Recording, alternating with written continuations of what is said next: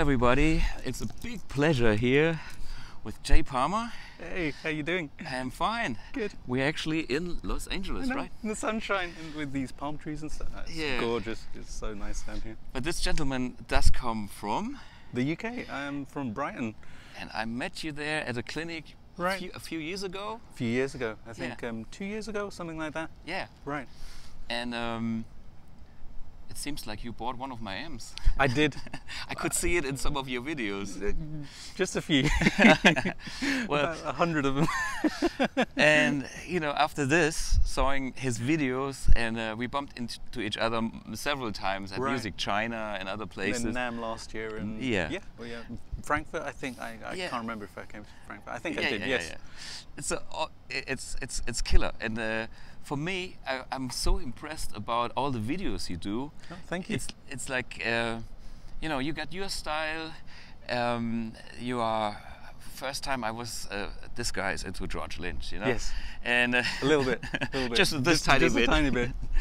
He admits it, okay. But you also do other things, but you have your kind of your core thing is this 80s, you know. How would you describe this kind of music? I guess the hard rock scene, you know, that's when I really got into guitar. I started playing a little bit later in life when I was 16, and it was like 1989.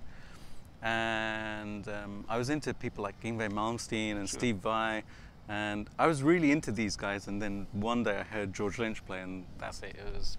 That's where my inspiration came from for playing.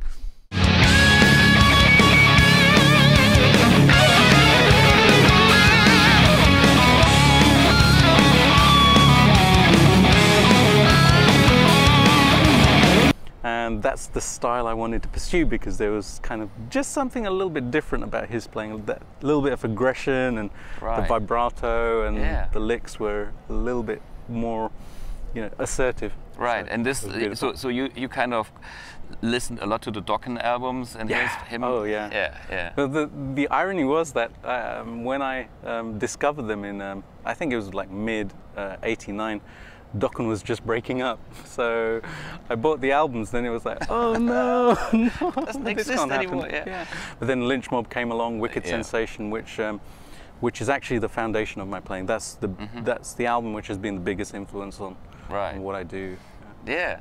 Well, I saw a lot of different things you do on your videos. I mean, you do a lot of tutorials about, you know, how to play the guitar, but you also do sound checks and you know, things. So you're a very, very busy man doing videos. Yeah, prolific YouTuber now, and this year I've started to vlog, so that's been really fantastic. So just, you know, being somewhere like NAMM and meeting people and just hanging out with them is awesome, because then I can share that, because it shows the journey as a musician, as, you know, real life as a musician. This is what we do, right? That's true.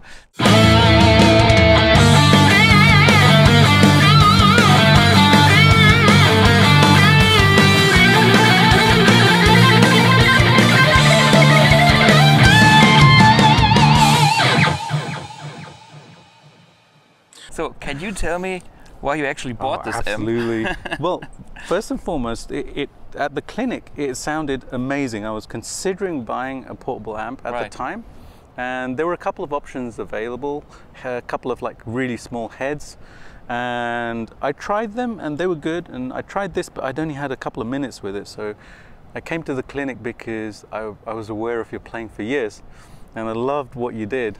So I wanted to see you play anyways. Yeah. But then I saw you play, and the sound of the amp was phenomenal.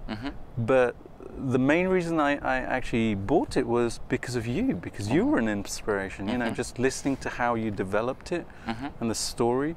And you know, my life is very holistic. It's very much about inspiration and kind of feeling the energy of other people and stuff, rather than just buying a product because everyone else has it. So it was an investment in you as much as it was in BluGuitar Amp 1. You know, thank you. Yeah, thank you for the inspiration to do that. And I saw you mainly are on the classic channel, is that right? That's right. And you also love some Friedman pedals. I do. Love me my Friedman pedals. Love me my Friedman pedals. And so you use them, I guess, on the clean channel? On the clean channel, yeah, straight through a really clean channel. Yeah. And they work really well. And the beautiful thing about the Amp One is it translates pedals really well. So whatever pedal I'm using, it gives it the vibe of the pedal rather than coloring it as in kind of, you know. Just you hear the amp more than the pedal. Exactly. So you hear the pedal, but on the other hand, this amp has some options to hear the amp itself. Exactly. So that makes it super versatile for what I do, especially because I record a lot. And when I was doing my Lynch licks tutorials, I would often record one guitar on the left with the Friedman pedal and then the guitar on the right with the classic channel, because then it's two different sounds, right? Blend two sounds. Yeah. Actually, I do similar things when I'm using the Blue Box, you know, which is my IR speaker emulator. On my last live CD, I used like two Blue Boxes with my two favorite cabinet settings. Right. You know, it was a live recording, so I had only one amp setting.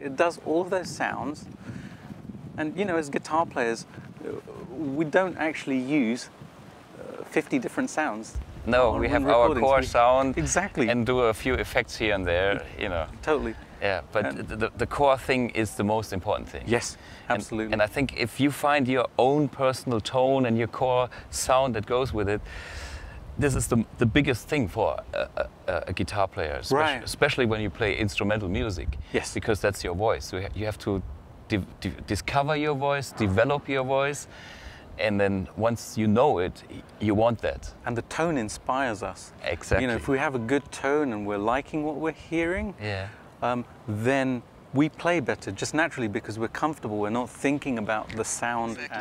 And we're guitar nerds, right? Yeah, that's it. Cool.